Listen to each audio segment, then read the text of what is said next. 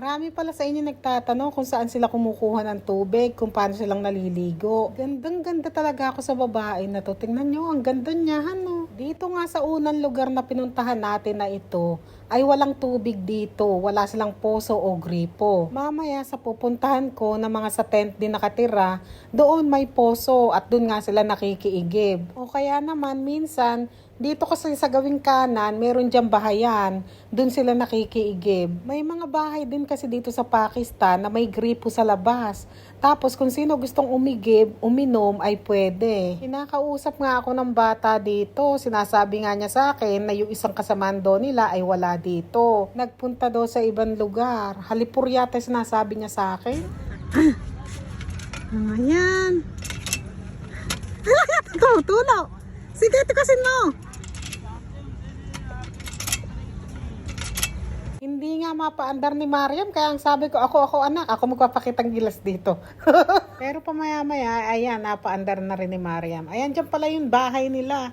Pinagtagpi-tagpin sa ako o kaya tent. Dito pa nakikiigib yung kaninang pinuntahan ko. Siguro kung mabilis kang lumakad, mga 5 minutes lang naman ang layo. Pero kung mabagal, ay mga 10 minutes siguro, papunta.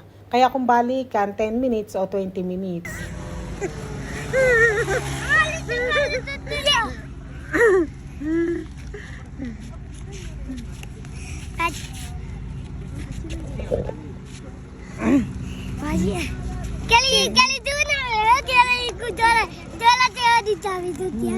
Ano sabi nak?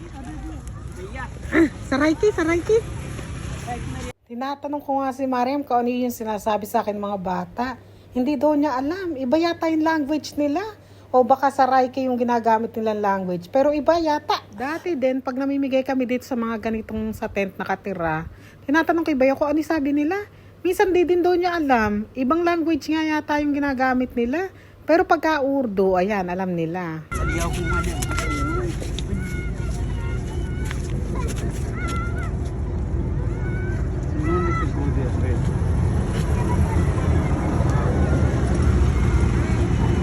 Sa susunod nga ang itanong ko naman kung saan yung CR nila, ano.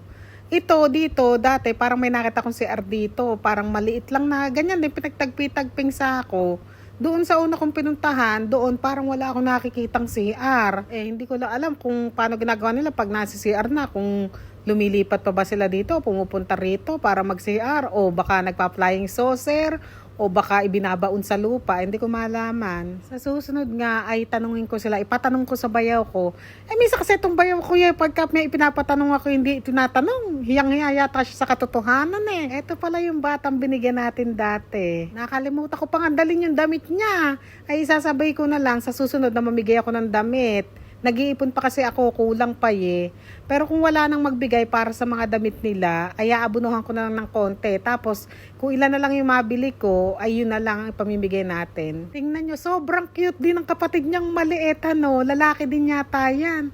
Kahit naman yung nanay kasi may itsura maganda, kahit na morena. 3 na yate anak niya, yan yung isa babae yung naka-pink, tapos 2 lalaki. Ang ganda-ganda nga ng pagkakaponi na anak niya maayos na maayos. Hindi na nga sila masyadong nagkakagulo ngayon, hindi tulad dati nung una-una tayo namimigay dito.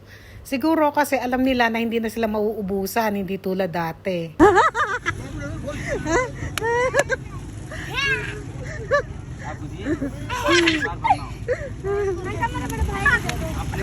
Tingnan nyo itong bata, dumedede siya, na walang laman yung dede niya. Sa araw na ito, 2 silang nakita kong ganyan, dumedede sila na walang laman yung dede nila. Lilipat na pala kami sa kabilang kalsada. At ito nga mga nagdadaan ay binibigyan din namin. Pagkalipat nga namin, ay andito na naman yung mga bata. Tuwa ako. Itinuturo ko nga siya. Sabi ko, binigyan ka na kanina. Dito, halos binigyan lang namin yung matatanda na. Kasi yung mga bata kanina, ay binigyan na yan. Nagpunta na sila dun kanina Kainan na nga agad sila. Diba? Sarap na sarap sila. Basta ako, wag niyo na akong tanungin kung sila ba yan naghugas na bago kumain.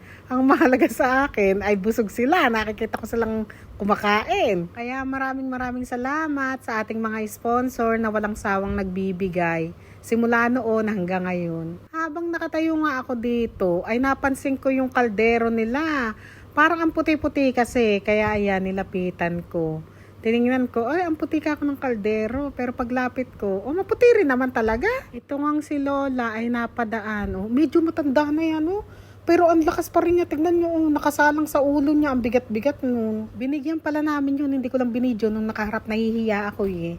Tapos dito sa tsinelas ng mga nagtitinda ay binigyan din namin. Dito na kami mamimigay ngayon sa daan. Dati namimigay kami dun sa may medyo malayo. Mga nakatira din sa tent kaya nga lang sobrang dami nila. Ay kaso ang gugulo kasi hindi sila talaga pumipila, talagang dudumugin ka. Kaya hindi na kami pumupunta doon. Ilan beses kami nag-try pumunta doon eh. Siguro mga 3, baka nga 4 eh. Kaya nga lang di talaga sila nakikinig eh. Kaya ang sabi ng bayaw ko, wag na ulit tayong bumalik dito. Kaya ayan, pag may mga sobra pa, ay dito kami pumupunta sa mga nagwawali, sa mga nagtitinda ng prutas, ganyan.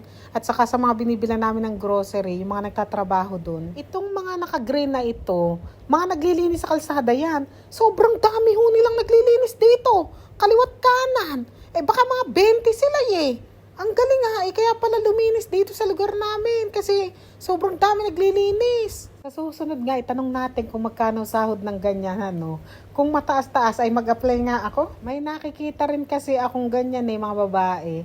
Ito palang malapit na yan ay security guard yan, yung naka-blue kanina. 2 yata silang secure dyan. O baka kaliwang kamay ito, hindi ka ng kamay. Madami pala kami binibigay sa kanya kasi nga yung mga nagtatrabaho doon sa grocery. May mga dalaginding din palang nanghingi. Tignan nyo, ang ganda rin ano. Mababait kasi yung mga nagtatrabaho dito sa grocery sa mga anak ko. Lalo kay Mariam, libre henna pa yan minsan.